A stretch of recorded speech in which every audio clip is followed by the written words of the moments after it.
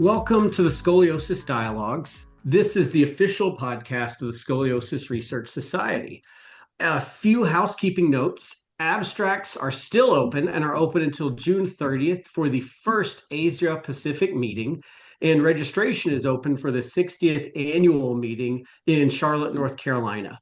We are continuing our series of podcasts for Scoliosis Awareness Month, and we have a pretty special podcast today. This is a bit of a double episode. We're first going to be joined by a former scoliosis patient who's now an orthopedic surgery resident. That's Dr. Lara Cohen. And then after that, we'll be joined by our current president, Dr. Laurel Blakemore. Dr. Cohen is a resident at the Harvard Combined Orthopedic Residency Program, or HCOR for those in the know, and she will very soon be applying for fellowship in pediatric orthopedics with the goal of becoming a pediatric spine deformity surgeon. I have it on good authority that she's on night float right now and that the intern is holding the pager so she can do this. And so thank you so much, Dr. Cohen, for coming to spend time with us. Thank you. And thank you to the intern. Absolutely. Thank you to the unnamed but very appreciated intern. Yes. So, Lara, tell us a little bit about yourself, maybe just a little bit of professional history before we get into you as a scoliosis patient. Sure. So I was born and raised in New York, grew up there, and subsequently found myself early on in the very niche field of pediatric orthopedics and pediatric spine surgery. In part by virtue of my own scoliosis journey, I did some research at the Hospital for Special Surgery and then came to Boston for college and went to Boston University, where I got a degree in human physiology and worked within the pediatric orthopedic department at Boston Children's throughout my time there. Stayed on at that position for some time, growing as a research coordinator. Also earned my master's of public health at Boston University before heading down to Miami for medical school at the University of Miami. Now I'm back up here for residency, almost entering my fourth year and gearing up to apply for pediatric orthopedic fellowship. So would you mind sharing kind of when and how you were first diagnosed with scoliosis? Yeah. So I was picked up during I think probably in fourth or fifth grade. So I was about 9, I think, at the time I was officially diagnosed.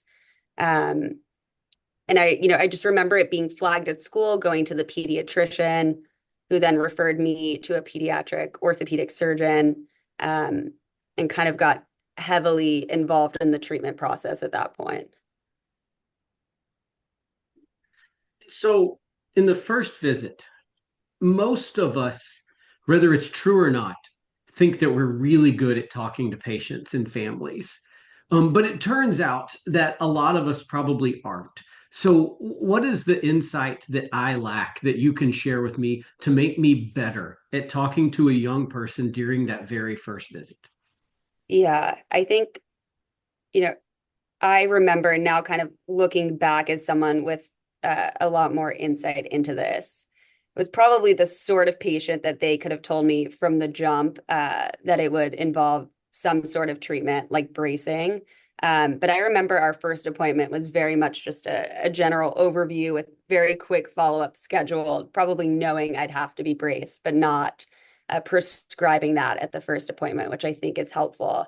I think the biggest thing is just making sure that you kind of lay out everything appropriately for both the patient and the parent level. And I think the things my parents were most concerned about were things that weren't even on my mind at that age, and vice versa.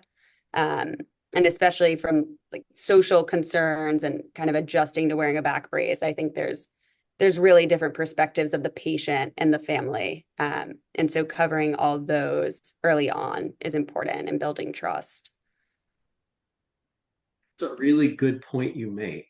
That the very first time you met, you didn't go into a brace. You had maybe a very short follow-up interval, maybe a Yeah. little bit of trust, a little bit of extra information for your parents, and then started bracing after that. Yeah. And I think we miss that opportunity sometimes to build trust by saying, "Oh, you've got to go into this brace today," rather than letting it simmer a little bit and saying, "Hey, I'm going to see you in a month, and we're going to talk about this again."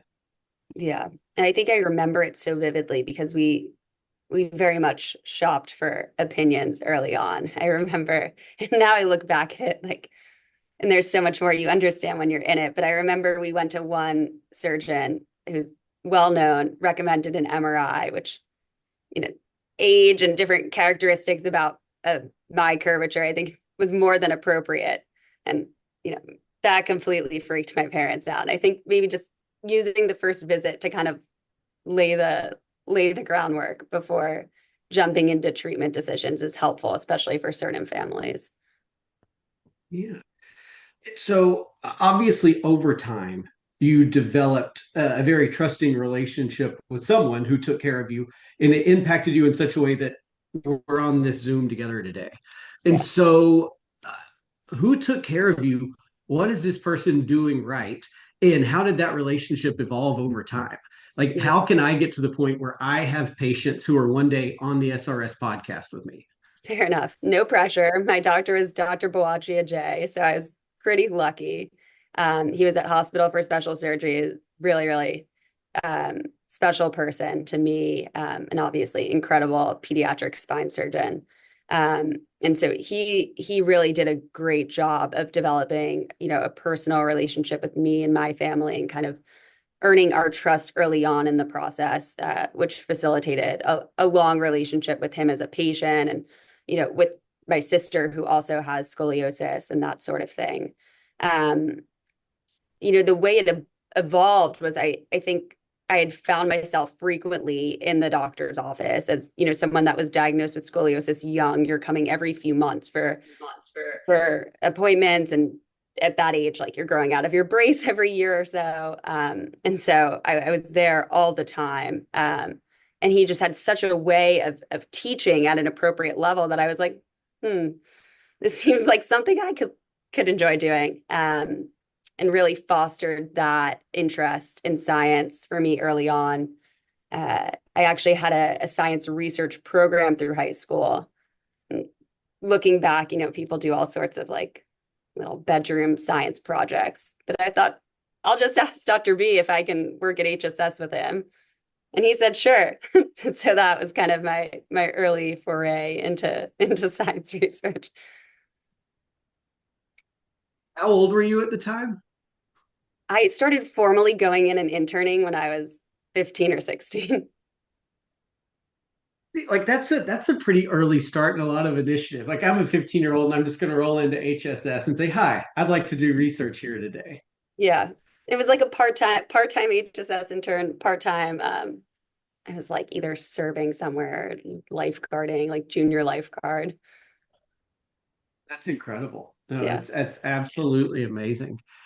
And so as someone who wants to do this with their life Yeah. and has been in the clinics, um, how do you use your own experience or how do you plan to use your experience to communicate with young patients and families? Yeah, I think the biggest takeaway is just knowing how to time out the clinic visit. Something really interesting to me about pediatric spine surgery and that kind of differentiates it from the other orthopedic subspecialties is I think there's a lot of thought and planning that has to go into clinic, and I actually kind of enjoy the relationships that you develop in clinic there. Um, I think sometimes clinic can feel like a task, but in pediatric spine, you're really, you know, laying the groundwork for developing long-standing relationships with these patients and these families. Um, and so I think I've got, you know, obviously insight as a patient as to how I would prefer the groundwork to be laid for myself and my family. Um, Kind of taking it slow, like we talked about at certain points, and building trust early on. So you talked a little bit about enjoying clinic and enjoying the kind of the long-term relationships. And I Yeah, agree with you. As a pediatric spine surgeon, I feel like we're cheating the system yeah, because we get the long-term gratification of knowing our patients and knowing their families, and also the immediate gratification that comes with being a surgeon. hmm, Um, and so with that in mind, outside of the clinic, you've seen a lot of pediatric and adult spine deformity surgery, some of which likely has led to complications or even devastating outcomes. So yeah. why in the world have you chosen to do this? Yeah. I think everyone kind of figures out during orthopedic residency for themselves what sort of risk benefit they're willing to take on in future practice. To me, the reward of developing relationships with these patients and these families and the interest that I have in scoliosis, and especially the kind of unsolved mystery component of a lot of early onset and congenital scoliosis, um, is worth it to me for the potential complications. I think you need to be really invested in the field and have good mentors, to be well educated on future complications and missteps and be mindful. But it's kind of a stress and a risk that I'm willing to take on because of how interesting I find it and how fulfilling I think the field is. I think you're spot on. I think you've made a very wise choice. And so last question for you, and this is a little bit of inside baseball, and hopefully will help us within our own fellowship program in Boston. But as somebody who's starting right now the fellowship application process, ready to jump on planes all over the country and meet everybody, and we've got to convince you to come to our hospitals. So, what are you looking for? What is a young person today really wanting out of their fellowship experience? Yeah, I think a lot of that depends on if you're planning to subspecialize within pediatric orthopedics or not. And I know, this is a conversation we've had plenty of times. I think anyone planning on becoming a pediatric orthopedic surgeon needs to have good bread and butter pediatric trauma training. And so I think step one is making sure you're going to a program where you can comfortably get that and have the autonomy and the reps to feel okay doing the basics of PD trauma call. I think the next question is, am I going to be a general pediatric orthopedic surgeon, or am I trying to do something really niche like pediatric spine surgery? And if I am going down that niche pathway, am I going to get there during just this fellowship, or am I planning on doing supplemental training afterwards? And if the plan or the hope is to just get there through 1 year of training, I think you need to find a place that really has the number of cases, diversity of cases. I don't think if you just go somewhere that's, doing nice fusions and selective thoracic fusions every day, you're going to be the right person to evaluate even what might look like a standard AIS patient, and treat the more complex cases. And then find a place that's doing the right balance of the old and the new. At Ikios last year, a lot of people talk about, making sure that residents and trainees are comfortable with like old school placing pedicle screws, not using navigation. I think that's super important and probably something that's unfortunately going to be lost on a lot of my generation, depending on where they train. So kind of balancing that with, okay, I know how to use navigation and I know how to use the robot and I know about tethering and the new stuff. Even if I don't agree with it, I don't think you can really give an opinion on something without having experienced it.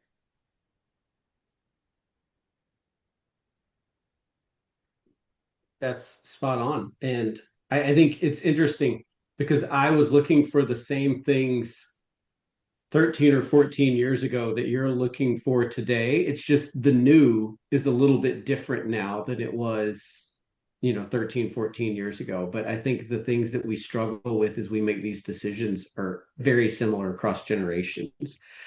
And so now we're going to transition just a little bit. I'm going to step back and join my own version of the peanut gallery.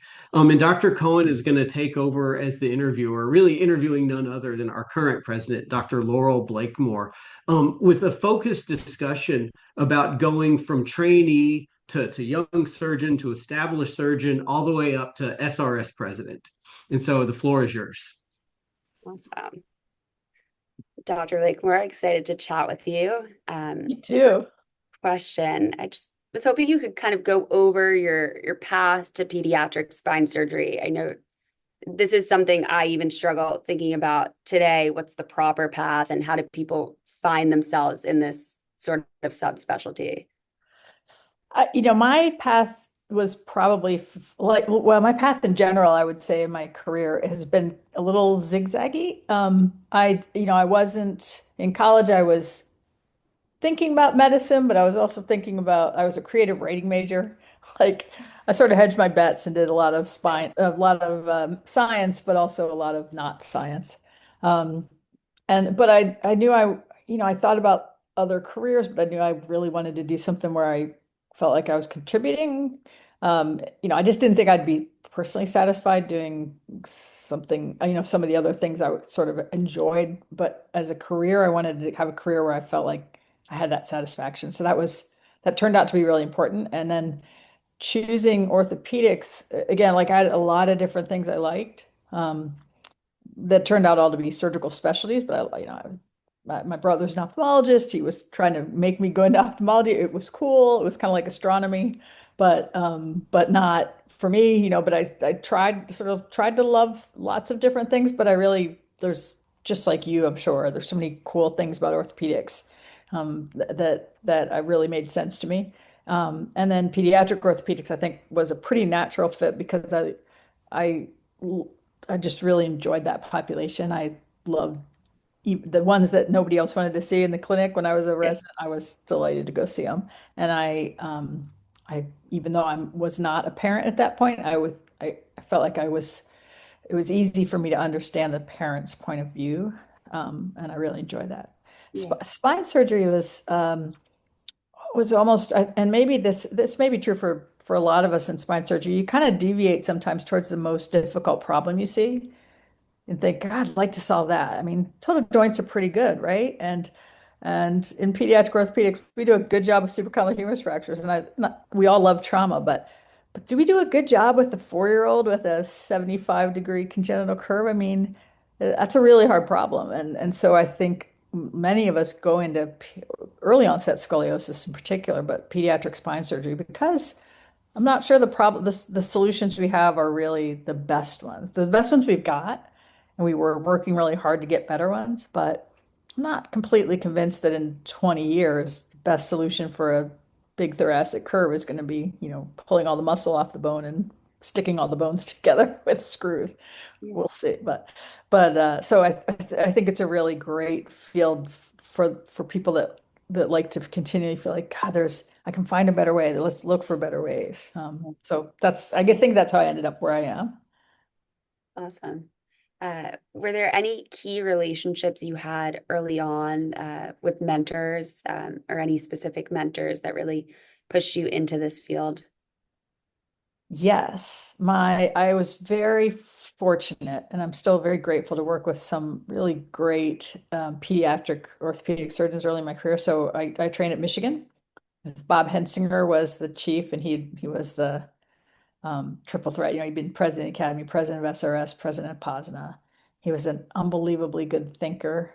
And Fran Farley was the chief, and they just had really great ideas. And you'd find Bob Hensinger smoking at that point in the office on a Saturday morning if you go in, and he'd be, thinking about stuff like congenital scoliosis or hip dysplasia or, and he would sit and talk to anybody who was brave enough to go into his office for an hour. And so I learned a tremendous amount from him. Obviously, also from my fellowship directors, I did my fellowship at Case Western.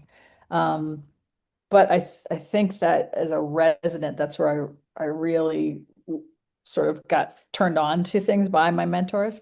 I've Yeah. also I've also I think when you're a learner, it's really important to pick. You don't have to just have the mentors from your program. You can wander up to people and pick them. I mean, I learned a lot from Tony Herring, and I never trained a Scottish Rite. But he was nice enough to talk to me when I'd call for, if I had questions or he actually became a good friend. So I mean, I think you can also just pick people who you think their interests are good or you like the way they talk or teach at a lecture. And it is I feel that it's a very generous community with their time and they're anxious to pass on what they know and help other, younger surgeons get better. So I think that you almost can't go wrong with at least with most of the people that Grant and I would know that are really passionate about pediatric spine deformities, spine conditions. Um, so you can kind of pick your own path a little bit, but it's great to start with a program that has some strong people. Definitely. Um, going off of that, is there any key advice you've given when now mentoring others, and especially women pursuing spine surgery or pediatric spine surgery? I was thinking about you because I mean you're obviously so great. I was like, oh God, I hope you apply to our fellowship. It's wonderful to hear how you've developed and how you I think feel like got stronger in terms of your interest. It didn't back you off, which makes me super happy. Like we at least did a great job in that sense. And I'm actually currently have a research assistant for the summer, like a summer internship patient who I did spine surgery on her for scoliosis about a year ago, and she wants to look at sort of concordance between your first visit impression for the caregiver, for the parents. We should probably do the patients too, but I treat a lot of early onset kids, so sort of what did they get at? Like, did they understand the diagnosis? Did they understand the treatment options? And then ask the caregiver if they felt like those things were understood or not. Mhm. I think the fact that she wants to study that tells me that she probably experienced that maybe she and her parents were a little bewildered the first Yeah. time. And it's such a hard conversation if you meet somebody. I'm sure you have seen this, and Grant knows this. You meet somebody and they've got a 70-degree curve. You'd love to have a conversation about conservative treatment or waiting, but sometimes I feel like we have to have this talk today. And I know it's awkward and you don't know me yet, but we have to talk about this. I mean, I know some people just have them come back in a few weeks, and that's probably not a terrible idea either. But you have to broach the subject that this isn't a curve. They're going to ask if that curve can be treated with therapy or something like that, and you're going to have to tell them that at this point, that's the options are surgical, and that's obviously a very difficult first conversation. Yeah. Um, so anyway, so back to the mentor question. I think that um, I've really gotten much better at being open about the fact that it's great to have people, young women going into spine surgery. Like I think 30 years ago, I didn't know quite how to lead that, but now it's just makes perfect sense to me. And we've kind of hit a critical mass, I feel like, of in some underrepresented groups in spine or in orthopedic surgery that even though it's still a minority, there's enough people that it doesn't feel like you don't feel like a token. Yeah. There might not be the majority women, but you're not like, it's not like one woman out of 30 in your program or, there's enough traction now. It just doesn't seem weird for me it seems natural to go ahead and mentor women if that's what they want to do. So I'm much more, I would say at ease with doing that. And there's lots and lots of great young women up and coming or pediatric orthopedic surgeons to choose from. Like if I can think of people for talks, I can think of lots of people, and that includes women. And I don't feel Right. like I'm purposely trying to pick out a woman to put in a faculty because there's lots of good choices. Yeah. I think that's one of the big things, and what, has stood out to me about like different orthopedic residencies when I was applying and now looking at fellowships, like not wanting to be in a position of being the token something, but feeling comfortable there because it's just kind of a natural progression, and that's what the faculty looks like. Yeah, it's hard. It's hard for programs that have not been as diverse in gender, in ethnic background. It's hard for those programs it's because it's hard to be the first. Yeah. Even if those programs are trying to be very open and welcoming and turn a page, it's if they don't have that history and that critical mass of members already that look more like the applicants, it can be hard to get that going. I know at University of Florida, when I went to Florida, there were no women on faculty and Yeah. no women went, the last one woman resident graduated, so no women residents. And so I went to every interview for Yeah. every group of residents until they got a little traction. Now they've very successfully recruited women there and have lots of women on faculty. So you just kind of got to get the ball rolling sometimes. Yeah, definitely. Um, what early career opportunities do you think, aside from obviously residency and fellowship training helped you prepare for taking on so much leadership in your career and obviously, becoming the SRS president? I think good examples. I mean, I think I was lucky enough to be at a program that had a strong history in terms of academic leadership. So it seemed natural to me to volunteer in the society role. I didn't, I think one mistake I made, or I wasn't very good at in my early career. I didn't really understand the value of volunteering and being part of local leadership. I was really interested in society leadership and education. And I came at it from, I wasn't like a super strong NIH sponsored researcher, but I did research. I loved research, but I really was an educator. And I had done a lot of work in orthopedic adult education. So um, I feel like that was a good direction for me. But I sort of wish I'd learned more about hospital leadership because then I kind of had to catch up in the second half of my career. So I think try a little of everything. I think, be on a few hospital committees, see if you like that kind of leadership role where you work with multiple different specialties. For sure, be involved with your society, especially like, so for us, POSNA or SRS, and um, just see. You may find there's some specialties, some societies that you don't necessarily want to have a leading role in, but you still can contribute and give back. And you get a lot from giving back to, I mean, you get a lot more, I feel like, out of society than I give to the society a lot, but I've gotten so much more out of it in terms of education and camaraderie and leadership experience. And so for me, that's been extremely valuable. I'm very grateful that like this SRS took chances on me when I was a younger person. Got to be program chair and got to do the things I could do to show that I was willing to work hard enough to make those things successful. So I think try a little of everything to start and then see what leadership appeals to you. Like you don't have to go do a master's in business to be interested in hospital leadership. It probably helps, but lots of people have, and I didn't. And I'm Yeah. in a CEO role right now. So Okay. One last question to wrap it up, and something I think about a lot is a young trainee and kind of embarking into the crazy world of pediatric spine surgery in any field, but especially in this field, like we talked about, there's constantly evolving treatments, new treatments, hot ideas that maybe come and go rather quickly. Where do you feel like you've fallen on the technology adoption curve throughout your career, and how has that changed from, a trainee to a young attending and now in your career? oh, I'm much braver about questioning the status quo now than I was. I mean, you get like it's like the first 10 years of my career, if I was told something or read something in a paper, like that was the way it was supposed to be done. But I think question, like ask, is this really the best way to, I mean, it's the best we got, but is it really the best way to treat a very beautiful, complex thing like the way the spine works by sticking all the bones together? I mean, it accomplishes our goals and we have remarkably good long-term outcomes, but are there better things? I don't know about you, Grant, but I mean, I've been a little bit on the, I haven't been the cutting edge person for most things, but I was a pretty early adopter. So I wasn't necessarily a pioneering adopter, but rather an early adopter. So I've done a few robot cases. I started tethering in 2014 pretty selectively, but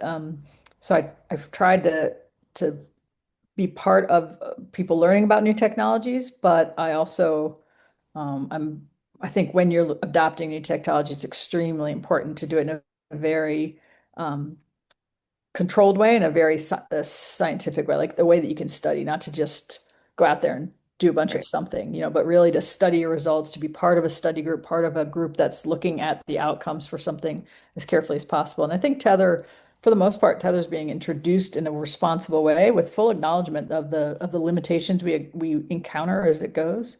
I think it's such if that is an example, it's such a tempting um, strategy to use growth to get the spine straighter. So maybe the tethering's not there, but something like that will be Right. a really good answer. If you can identify a curve early enough and use the growth to get it to correct the problem rather than let the problem get really big and then make it stiff, then I think that'll be a really great. So we're in a stepwise process, I would say.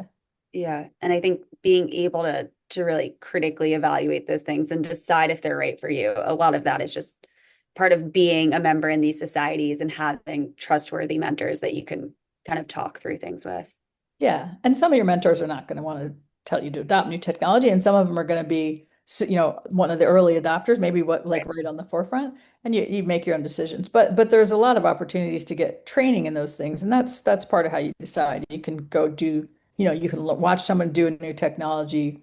They'll be a good surgeon will always be honest with someone like that comes to visit and about their mistakes in an early adaptation of a new technology. And so you kind of hear about it and you find out what their challenges are, and then you can decide, are you going to join them, or are you going to sit back and wait and see if it works and then adopt it? That's okay too. That's totally okay.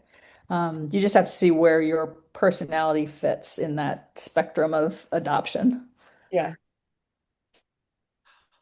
Such a good point about the adoption spectrum, and then who you trust, right? So first is, are you the tip of the spear? Are you the second wave, or are you the curmudgeon?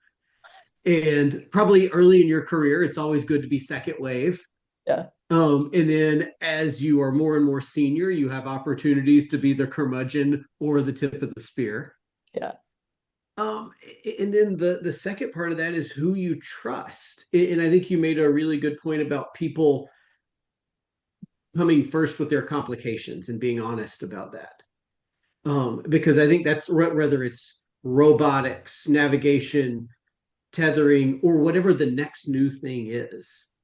Coming with your complications first and working from there is a really honest way to approach any advancement in medicine. Yeah. And so we are going to start wrapping this up, just as Dr. Cohen said. I want to thank you both for your time. This has really been incredible, and I think it shows a nice transition between people as patients and then as physicians and then as mentees and mentors. I hope that this really gets out to a lot of SRS surgeons as well as potentially families who are going through something similar to what you did, Dr. Cohen. And I would make one plug for the SRS in terms of mentorship. The SRS is very special. Myself and Dr. Blakemore are both pediatric orthopedic surgeons. Dr. Cohen, you're about to apply for pediatric orthopedic fellowship. But within the SRS, you can have mentors that are pediatric neurosurgeons, adult spine surgeons. I don't know that there is another group that is available to us that has such a diversity of training and diversity of thought process. And it's really what makes the SRS so strong. That's a great point. Yeah, it is really I do love the SRS. That's a very unique combination. I think we've successfully brought in all the people, we need. I mean, there's always more work to be done, but we bring in all the people that are looking at the same problem we are, I think, very successfully. Pediatric neurosurgeons, adult neurosurgeons, spinal surgeons, non-operative specialists, people that do orthotics work and physiotherapy. So we're really trying. I think it's a very open-minded group trying to understand what the best ways to get good outcomes are, and it may not be what we do. Absolutely. And I think we can leave it as that. Final thoughts from the president. Thank you both so much, and I hope you have a good evening. Thank you. We're really excited to see where your career goes, Dr. Cohen. Thanks.